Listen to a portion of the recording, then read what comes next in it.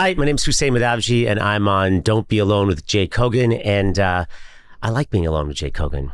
For some reason, it makes me feel warm and fuzzy, and it's one of my favorite things to do, so I can't wait. Don't be alone with Jake Hogan. Hi, welcome to Don't Be Alone with Jake Hogan. I am your host, Jake Hogan, and I am thrilled to have a wonderful guest today. His name is Husein Madhavji. He's an actor, writer, television personality, and a guy I'm working on a pilot with about South Asian people. No one's better about South Asian people than me. An Encino Jew. No, I've been having a wonderful time getting to know Husein and we're basically doing a lot of work from his past and his family, and it's been great getting to know him, and it's been especially fun finding the common ground between my experience and his experience and being able to invest that into the show. If you can remember, please feel free to email me at dbawjk@gmail.com with any questions. Viewer questions are required. I need your help. I need questions. I also am asking anyone who can to please subscribe to the show on whatever platform you're listening to, but especially on YouTube, because producer Ryan says if we don't get more subscriptions on YouTube, this whole ship is going down. It's going down fast. I won't say that there's a gun being pointed at me, but there's a gun being pointed at me. So please subscribe to YouTube. Go to YouTube, press subscribe. That's all you got to do. If we can get to 500 subscribers, then maybe the show will last. But maybe it won't. Anyway, we'll be right back with Husein Madhavji. Don't be alone with Jake Hogan. So Husein, how are you? I'm great. How are you? I'm good. Thanks for having me, by the way. I'm thrilled to have you. This is so cool. Husein and I are working together on a project. Right. That's how we met. There was a pilot that we're working on, and I was brought in by you to say, hey, what I really want with a South Asian family is a Jew from California to really give their influence on it. Yeah. Which I think is a strange thing. But I loved it because it's working. It's working. It's working. It's working. It wouldn't necessarily seem like a Canadian. You're Canadian? I'm Canadian. You're Canadian. Yeah.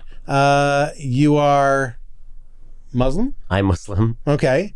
Your family is from Canada by way of Africa, by way of India. That's right. Right? That's right. East Africa by way of India. That's right. By way of India. Mm-hmm. And you have an interesting background. I grew up in Hollywood. My dad was a writer, a celebrated writer, yeah. And I'm local boy, so we wouldn't automatically have a lot in common.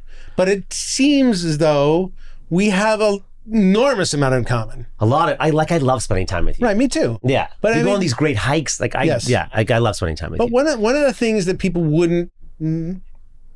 Not most people I know wouldn't be surprised by this, but there's some people that would be surprised that we have this much in common. And I think in this time of this turbulent time where everybody's screaming about everything, right, it's nice to talk about some of the things that we have in common and how odd it might be that we come from different countries and different perspectives and you're younger than I am, different ages, right, and yet we bond. Right. So I'm going to say some of the things that I bonded with you about. Maybe you can talk about some of the things you bonded with me about. And maybe we can also talk about some of the things that we find different about. Right. But you have an interesting and clear sense of family, which I do too. You do which as well. I like a lot. We're both, it seems, interested in our backgrounds and the traditions that they provide. Yep. But we're not dogmatic necessarily in all of that. No, because we question. Right, we question and we think that not everything should be questioned and all that kind of stuff. Right now it's Ramadan, right? That's right. It's Ramadan. I'm fasting right now. Yeah. Right, so I normally have a gigantic spread for all the guests. I know. Yeah, I actually asked them, remove all this food. Right. But you practice some of the traditions that are the most important to you. I do too. Yeah, that makes sense. Right. That makes sense to me. Right. Yeah, that's right. And I do too. And I find comfort in that. Right. And I find sometimes spiritual satisfaction in it as well. Yeah. But more than anything, it's a sense of belonging in one way. Community, all that stuff. So we share that. And I think that's pretty amazing. And then, you know, the weird part about like Canada versus the United States is a whole other question about like, you know, I'm a generally speaking pretty polite guy. So I fit in with the Canadian aesthetic, not the Toronto aesthetic, not necessarily the Vancouver aesthetic. No. but like the middle, that's sort of the prairie maritime. Right, exactly. Aesthetic, So I'm absolutely willing to say I'm sorry about anything right out the gate, as are most of my Canadian friends. What do you bond with me about? Well, let's see. One of the things actually, and there's sort of specific little, I mean, we can talk about the general things that you sort of just mentioned, but little things that I find that I admire, and I thought that was, I think that's so great. We're in the middle of like a writing session and we're working, but when your parents call, like 1 second, like you will always pick up the phone for your mom and dad. Yeah. And I just think I just think that's so lovely. Right. Like it's so lovely. And I know there are times where my dad will call, I'm like, oh, I can't pick this up now, like not now, Dad. But you'll just be like 1 second, and then you'll answer the call, and I just think that's.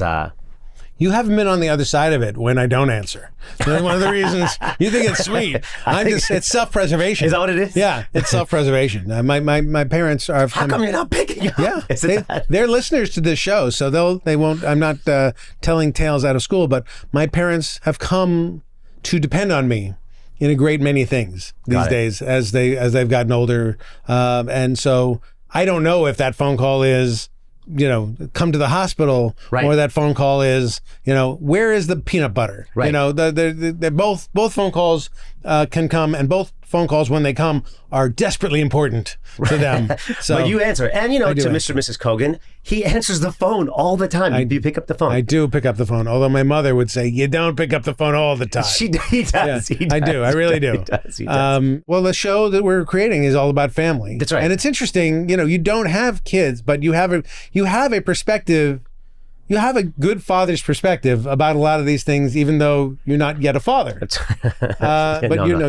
You place yourself in that position and you pitch dad stuff pretty great. I think it's sort of like, you know, I stay with my brother-in-law, my sister, and they've got two wonderful boys, and I've stayed with them for a while. And so much of it is like stealing from them. Some of it's also like, well, what my imagination of what I would have done. They have two wonderful boys, but do they have another shitty boy, or is it just the two? It's just the two. Okay, good. And then, but it is, some days they're wonderful and some days they're kind of shitty, and that's sort of what it is. Okay. And that's just what it is. Right. But it's sort of like pulling from them and also like, here's what I wish they would have done, or what I wish they could have done. Yes. I mean, I'm not a dad, so what do I know? Like, I mean, it's easy for me to say, but it's sort of, it's that. Well, the one thing you know, being a dad, is you're always going to make a mistake. That is, you're going to try your best, and the best won't be good enough, period. Right. It's a bad road. You're on it, and that's the thing about being a dad. It's like you're going to do your best. There's this other thing about parents where they're like, there's this aspect of it where their parents will try to like, well, I didn't get this when I was a kid, so I need to make sure my kid has this. And it might not be the best for your kid. Well, that thing you didn't get. We're living in response to how we were raised and what we thought was missing. Yeah. And so we try to offer stuff that we didn't get, and sometimes we go too far, and then that becomes their trauma. Right. I was like, how come you're not appreciating this? Because I didn't have this, and they're like, they don't know. They don't have that perspective. So I was thinking about that too. That I give my son space because my mom was somebody who didn't give me so much space. Okay. As you can tell by the 7 phone calls that I had the other night. But so the space, I try to give him space to be himself and to figure it out. And I'm here if he needs me, but I want him to figure it out. My wife is more like, let's jump in and help him. And I'm like, no, let him figure it out. Right. And I don't know who's right in this. But can you tell, like, in those examples, can you tell, this worked, or we should have given him more space, or we should have backed off? Time goes on and people change, and who knows why he got better or worse at anything. I can't tell you. I can't tell you that my way was better or her way was better. We just know that that he's now 22 and he can drive and do things. He's fine, talented artist. He's fine, but like I don't know the things that he's lacking or the things that he's amazing at. Who knows where they came from and whether or not we helped or hurt? I can't tell you. No idea. And I can't take credit for any of the good stuff, and I'll try not to take the blame too much of the bad stuff. Yeah. You'll find out when he's like 30. Exactly. And he goes to therapy and then comes back and says, Dad, these are the traumas I because of you. Yeah. And I hope he does that, honestly. I can't wait for that discussion about like, hey, Dad, I actually had a show here on Don't Be Alone with Jake Hogan. Charlie was a guest, and I asked him to tell me the 5 things I did wrong. And he said only 5? He was sweet. He pulled his punches. He basically said that he wished that I had been harder on him in some ways to give him something to fight against. He wishes things have been too easy for him. He wishes he had something to fight against. Which brings me to a question about you. You're an actor and a writer and an artist. That doesn't seem like something that people in your family do. Is it? No. I mean, my younger sister is, she's like a presenter in the luxury fashion world, so some sort of in the arts. We're gonna get to her in a second. But I'm just saying, like, no, but it's true. The 3 of us, I have 2 sisters. 3 of us have like an artistic kind of side, but my parents weren't really around. You know, they came to Canada as refugees from Uganda, right? And the Idi Amin, that whole thing. So they were just working and just. Hopefully these kids turn out okay, and I think it was pretty hard for them. But I think my oldest, she's older, so she kind of was like the mother figure in many ways, and allowed us to be artistic and allowed us to express that. So that's why it happened. But I think it was up to my dad. I don't think he'd be down for. Now he's down now, right? So, but as a kid, he would have been like, so no. You think you got permission to be an artist from your sister? Yeah, okay. For sure. Yeah, in fact, I in high school, I was doing all these musicals and stuff like that, and I applied for drama school. And to my dad's credit, he did take me to like the audition for drama. It was a school in New York, and I got in, and it was way too expensive. Like the international fees were way too expensive. So it was my sister, my oldest sister, who was like, "Listen, I know you want Husein to be like a lawyer or a politician because he speaks and blah blah blah, but what about doing this other course? It's sort of like it's broadcasting, and maybe he could do that, and it might satisfy his creative itch." So she had to broker this deal with my dad for me to kind of do something adjacent. And then eventually I kind of just did it. Right, but then you actually became a broadcaster. I was a broadcaster for like almost 10 years, Literally became a broadcaster. So that was that proof that was the right decision? Did your dad go like, okay, I see now? Or was he always like, I don't know? He was like, I think when he saw me wear a suit for the first time on television. Like I was a broadcast, like I did like local TV in Winnipeg, so it's like in the middle of the country. Then I did a morning show in Sacramento.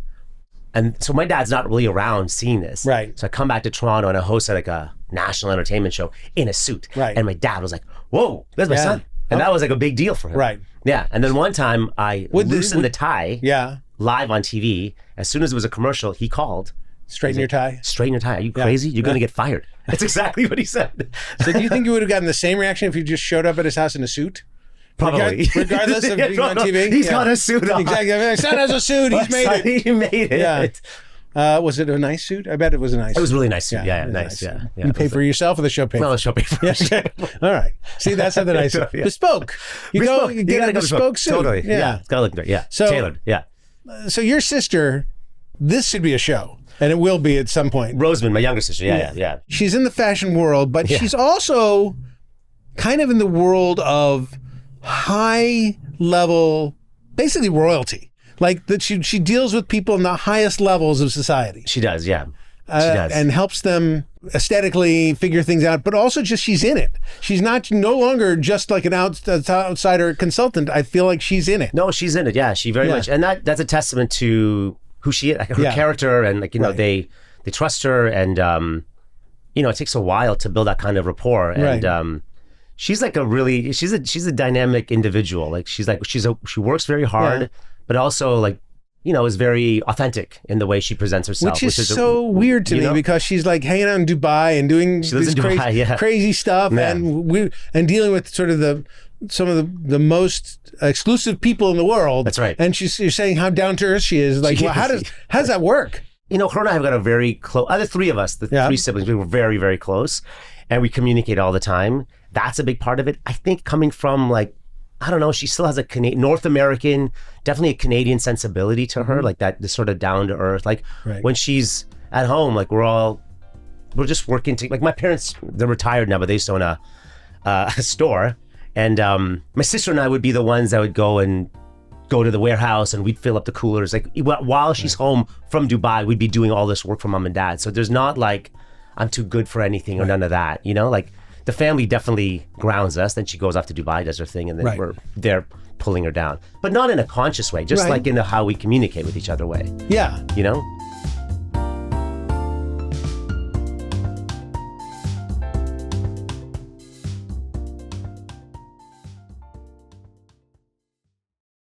Don't be alone with Jake Hogan. So this show is about interesting people like yourself solving my problems. What's the problem? So my problem this week that I thought you would be specific to help me with is I am a Jewish guy who likes some of the traditions of my religion, but I'm not deep into it. Okay. I like it. I even study Torah sometimes, like do stuff like that. I'm interested in studying and learning about it. Right. But I'm always wondering how much of the traditions of Judaism do I want to embrace and adopt and live, and how much do I just want to like have as background? Right. Like I know people who celebrate Shabbat, which is every weekend. They don't touch things. They don't turn on the lights. They don't do all the things. I know people who keep kosher and don't eat meat and milk together, or don't eat pork and all that kind of stuff. Right. I know people who celebrate every single holiday, right, not just the big ones. And I'm not committed, and I don't know where the line. Like people who are committed seem to draw a lot of joy from it. Okay. And people who are like me are not committed, are sort of just wandering around, you know, kind of a fair weather friend, like, you know, taking what I want and leaving what I want, which isn't really what a religion is, right? Religion is you're supposed to sort of jump, truly believe and be all in. And if you're commanded to do something, you're supposed to do it. Right. It's not up to you to choose. God supposedly made that choice for you and you're supposed to do it. Yeah, stop thinking kind of thing. But I'm choosing and I'm picking. Right. Isn't that weird? I don't think it's weird. I know what you're saying. I know what you're saying of what religion is supposed to be. I guess let me ask you this. Yeah. Are you happy? Like, are you happy with the choice of like being in the background, picking and choosing? Well, I mean... Or have you tried to commit and I was like, that doesn't make me happy. Like, you know what I mean? No, Like, I've never really tried to commit. That's Okay, the that's other thing. I've interesting. never really tried to commit. But I'm happy in general, but I'm also like unhappy in the way that everybody's unhappy. You know, people who are spiritually fulfilled are probably happier than I am. They're probably walking through the world feeling stronger and more firm in their beliefs. And there's actually scientific studies that say that people who are true believers live happier, better lives because they have something to believe in, whatever it is. right, whatever that is. Whatever Yeah, that thing yeah, is. yeah. So Yeah. like, am I happy? I could be happier, but I also don't want to do that shit. I Right. don't want to do this stuff, and I Right. don't want to daven at temple at 7 a.m. I don't want to go all that time. I would be bored, I think. Here's what I would say.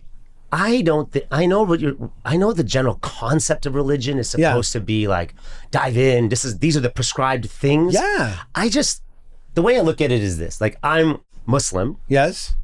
but I'm a Shia Muslim. Right. So there's like divisions in Islam, like there are divisions in many of the major Right. faiths, right? There's Right. like in Christianity, Anglican, Protestant. So, Right. And in Islam, there's like 70 or 80 different, Right. We only see the ones that are like on the news and on Right. television, but there's so many different kinds. So I'm Shia. But By then the way, not great press on the news for terrible anybody. press. We need Yeah. better PR. Yeah, It's exactly. so true. We I know. really need better PR. And I'm trying to help. I'm part of the PR campaign here. Who is the Shia PR person? We need to fire that firm. This yeah, is awful. Yeah. So I'm Shia, but then I'm also Ismaili, which is another sect of, Okay. actually Nizari Ismaili. It's like a separate sect of. What are the two differences between those between Shia and the Sunni? Shia versus the Sumaili? Shia and Ismaili. So do you know the difference between Shia and Sunni? Yeah.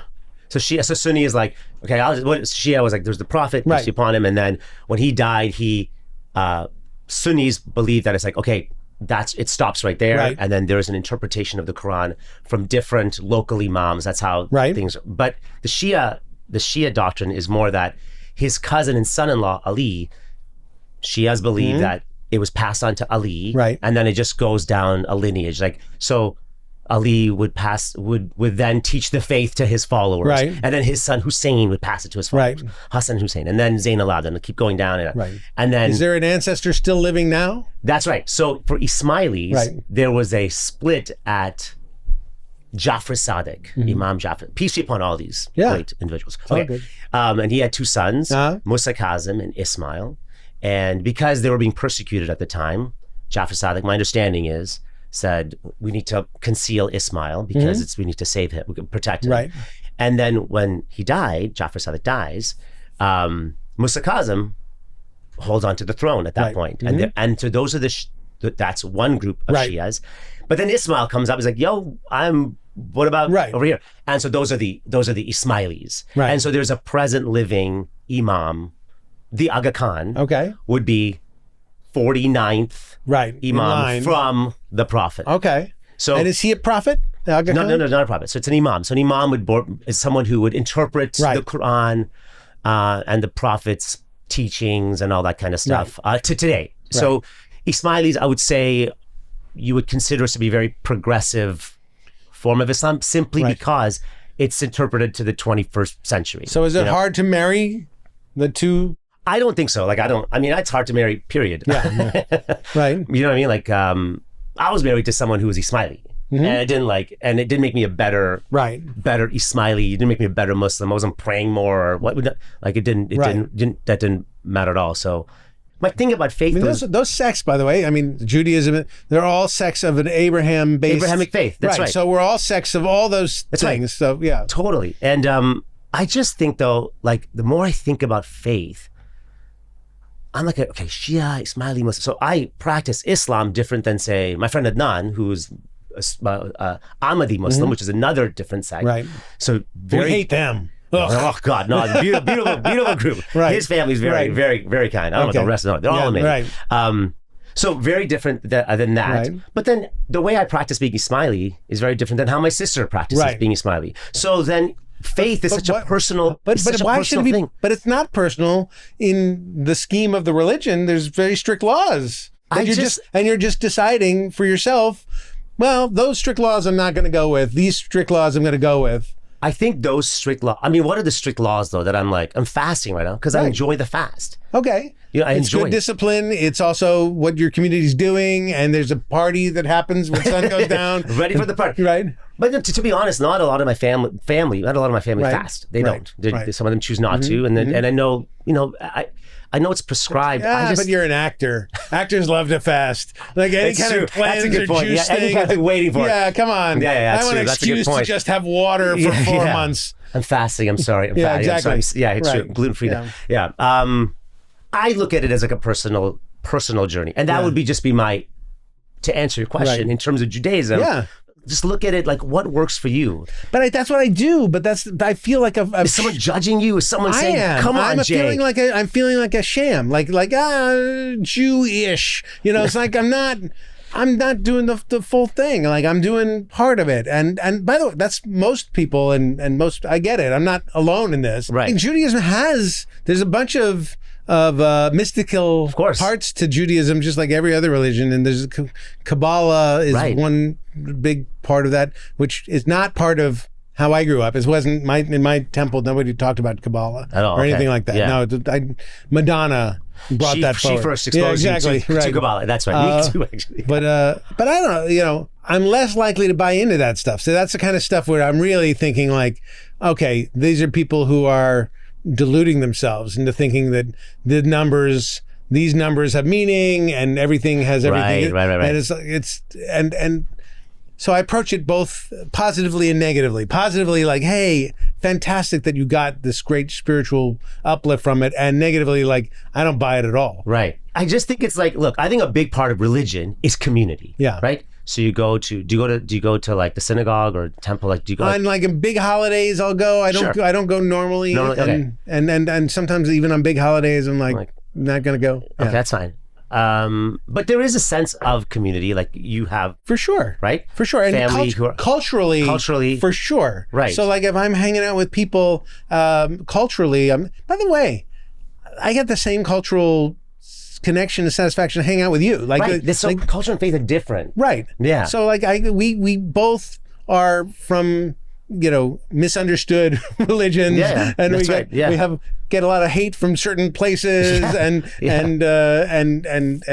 we're there's fanaticism on certain sides that really embarrass us. Yeah. On my side. Side. So like, okay, so that's the reality. Yeah. But the other part culturally is, okay, well, it's a tradition. We know where it's from. There's a tradition that I'm very proud of in Judaism where it's a lot of things are, you get to talk and question everything. You can stand in the middle of temple and say to the rabbi who's saying something, I'm not sure I agree with you. That's amazing. And that is, I don't agree with you. And here are my reasons for not agreeing. And the person standing up isn't wrong. That's like, there is no right or wrong. Right. There's just interpretations. Have you ever experienced that before? Yeah. I've done that. You have done that? Yeah. In temple, you stood up? Yeah. What did you say? What was the thing?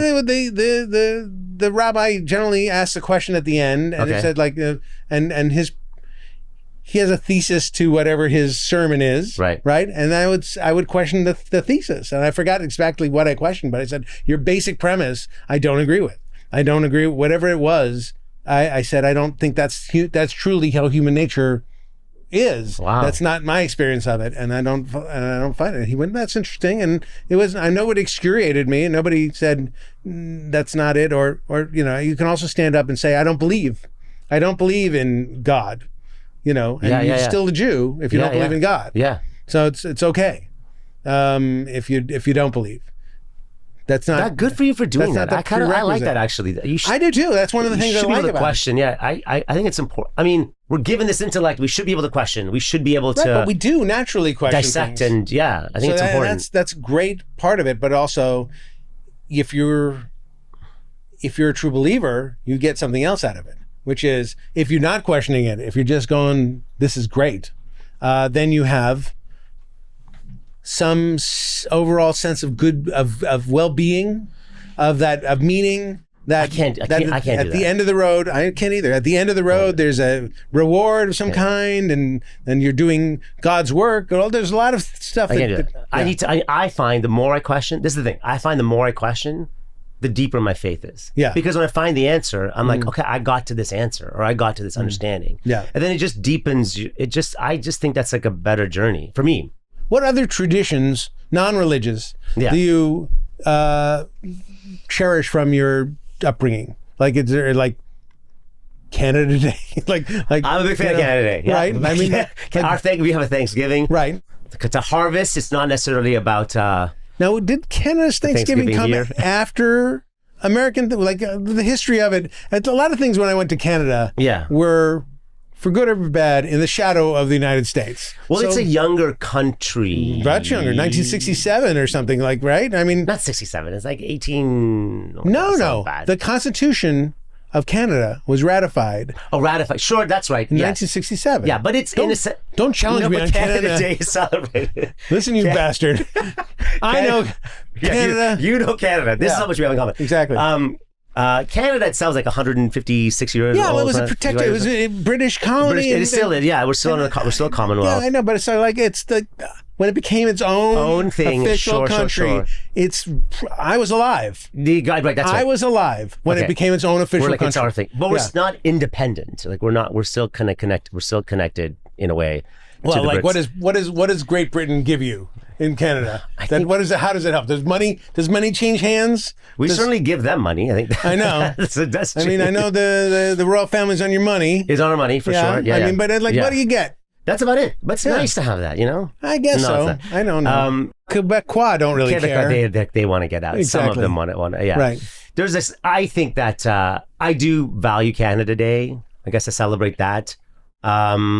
Thanksgiving. So Thanksgiving is like I celebrate that. That's like a I fun. think it's fantastic, but And I isn't think it? it's after. It had to be after Yeah, this it's after Thanksgiving. Mary, it's but a- it's for a different purpose. Right. Our Thanksgiving. What about Canadian Halloween? It's Halloween's Halloween. Halloween's Halloween. What's the different purpose of Canadian Thanksgiving? It's not the harvest. Right. It's a harvest holiday. It's a harvest holiday. So is ours. Isn't yours about the something about the natives, and then there's like a That's the story behind it, but it's still a harvest holiday. Sure, I think and people, they serve pumpkin pie and harvest, these sort of fall right. I think traditions. it's more about So listen, we have our own reckoning with the indigenous community. You guys in have Canada, done a for sure. better job of apologizing than we have. Yeah, but there's still a lot of work. I know there's still a lot of work to do, but we do recognize that.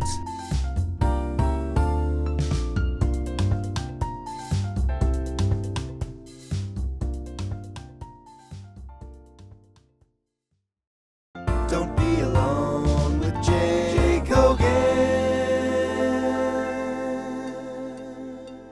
What about Indian traditions, like Indian from India? Yeah, got it. So a lot of those traditions like Diwali and Holi, those are rooted in Vaisakhi. So Vaisakhi is rooted in Sikhism, like the Punjabi Sikh community.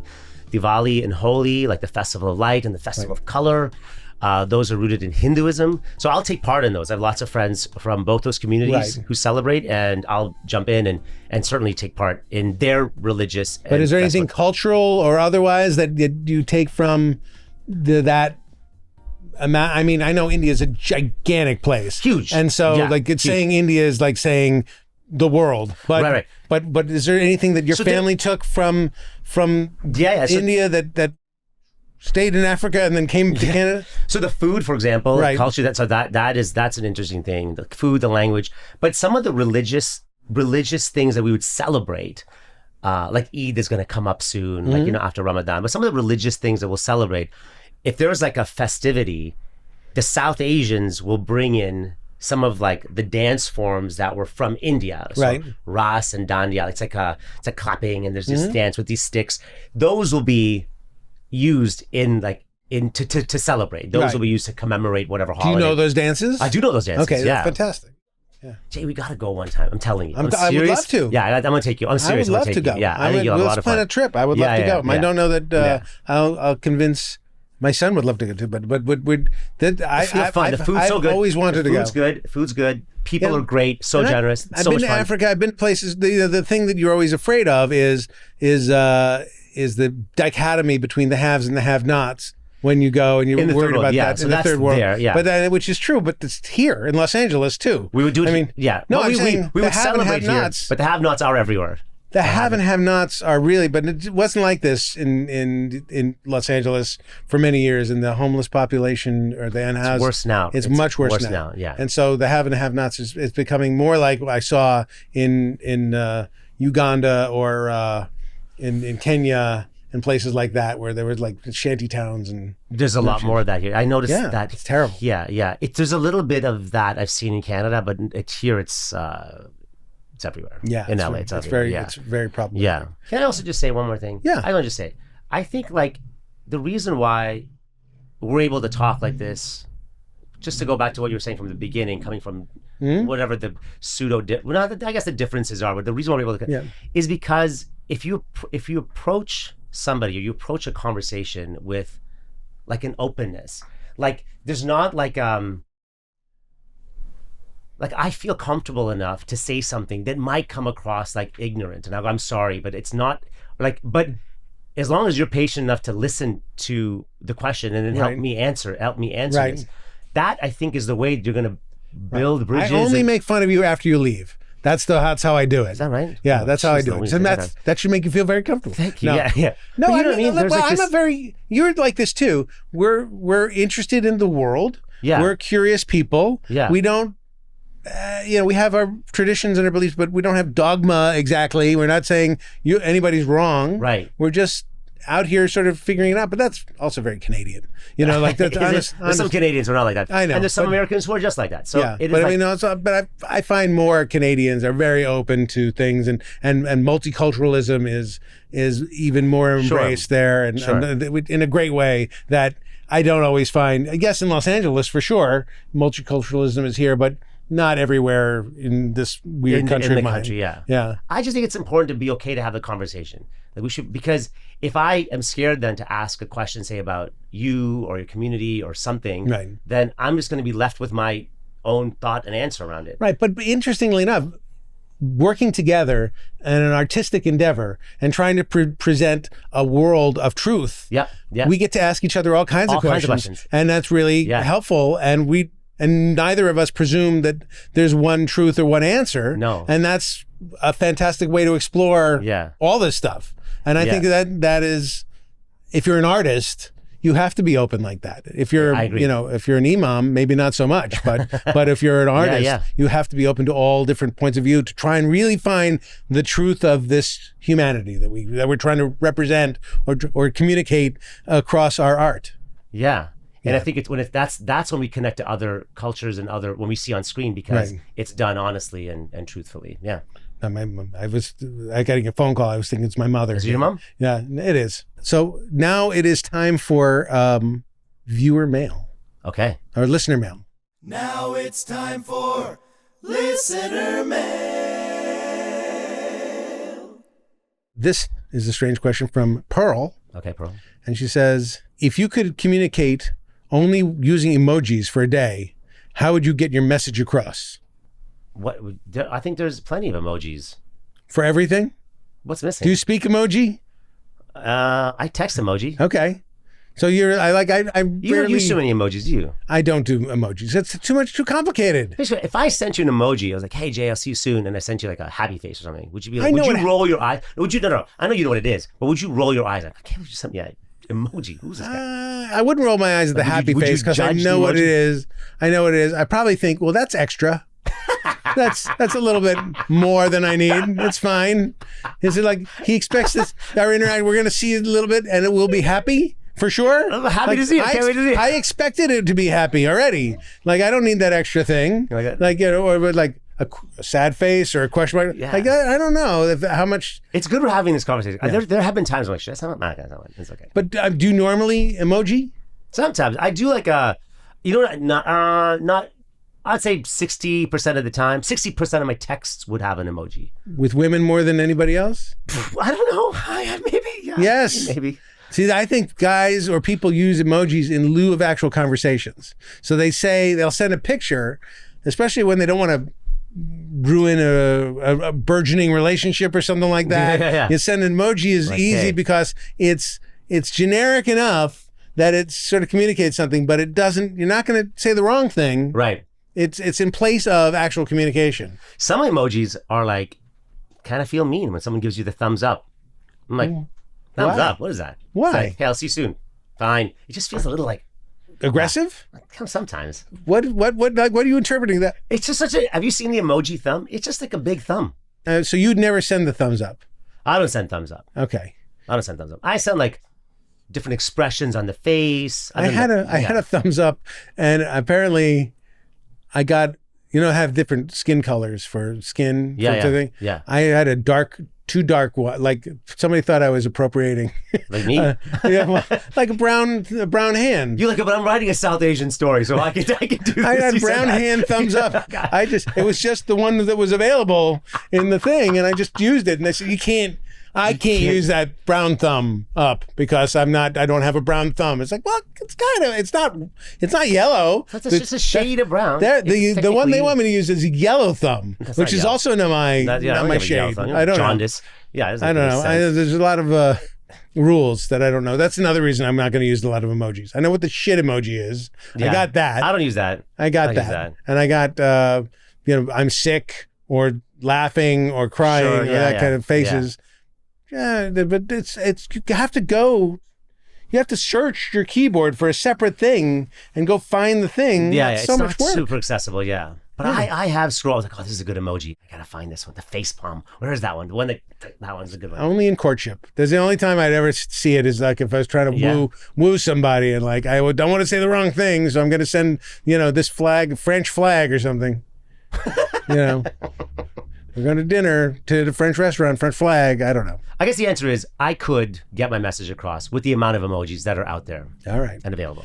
Pearl. Symbols are great. hieroglyphics, symbols are great. Yeah. But I feel like that the given meaning of everything isn't completely clear, even with the world of emojis. And I wouldn't be able to. You're not able to have nuanced conversations. Well, it's like, can you have a nuanced conversation over text? I feel like I can't. I need to pick up the phone or send a voice note at that point. I need to like really. But you can. You can. It takes time. It's a long. And page. it's like a letter. It's sending a letter. Yeah. But it's not as good as a conversation. I agree. I prefer the combo. All right. Well, now it is time for our moment of joy. Oh wow. A moment of joy. What in life that you can conjure up in a moment, or if you needed to, could either an image or an activity or something that you're going to look forward to that gives you joy? There's plenty of things. This is gonna sound so cheesy, but I really enjoy. I'm really enjoying spending a lot of time with my mom and dad, and making them laugh. To me, is like a real, like when I hit something that makes them. That gets Do them. they have a great sense of humor? They have a great sense of humor. Well, that's great. They have a great. They find everything funny. Right. And they are very funny. That's good. My mom especially is very funny. Yeah. And so when I get her on a roll, that to me is like a really good. It's hard to make my dad laugh. Your dad is funny though, right? He's a comedic writer. He's a comedic writer, but he's very judgmental about what is funny and what isn't funny. Oh wow! Because it's his business. So you can try to make a joke, and he would look at it and go. Let me punch that up for you, son. Well, he did. Did he? He used to definitely punched up my jokes, and also if I brought friends over and they would try to make a joke, he would say, it's funnier if you would say it this way. Make the funny punchline at the end, or shorten it up a little bit, or whatever. And I've tried not to do that in my own life because, of course, people hate that. But you're right, though. But he was right. But aren't you right though when you're trying to do it as well? I'm right for a particular style. I can say that the joke would be funnier in this way, in the style I'm hearing it. But part of what's funny about things is how people individually tell things. Right. So I don't know. So if it works, it works. Sometimes they're telling a joke you've heard before, and then they're fucking it up, and then you go, you're definitely messing this up. Please let me help you here. Yes. The joke was, why does Dr. Pepper come in a bottle? Why? His wife died. So that's the joke. Okay. And it's a dirty joke. In school somebody told it this way. It's like, why did Dr. Pepper's wife die? It's like, what? So they ruined it. They said the punchline first, and then tried to adjust it to say, and that's why it comes about. That's not the joke. That's not how it can work. You need to have this. The inflection has to be. The setup has to be set up, and the punchline has to be the punchline. Got it. Yeah, that's just the way it is. Oh my God. Yeah. All right. Terrible joke. Good joke. It is a terrible joke. But my parents will. My wife, when I first introduced her to my family, she's a comedy writer. She still told my father would still correct her jokes. Yeah. Wow, difficult. It's all right. They've been married for 27 years, so she's all right with it. She's okay at this point. And her mother's the opposite. Her mother's a big laugher, loves everything. Right. So better to be that way. Better to be the way your parents are. Let me see this. When was the first time your dad corrected your wife's joke? Was it like a huge fight? Was it like a problem? No, it was the day they met. I'm telling you. The day they met? Sure. He corrected her. Yeah, if she tried to make a joke, he would say, no, it'd be funnier this way. Yeah.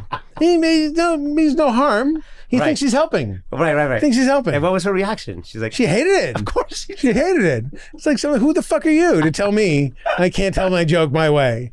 Yeah, of course. Yeah, it's all right. It's all good. All right. Well, this has been a delight.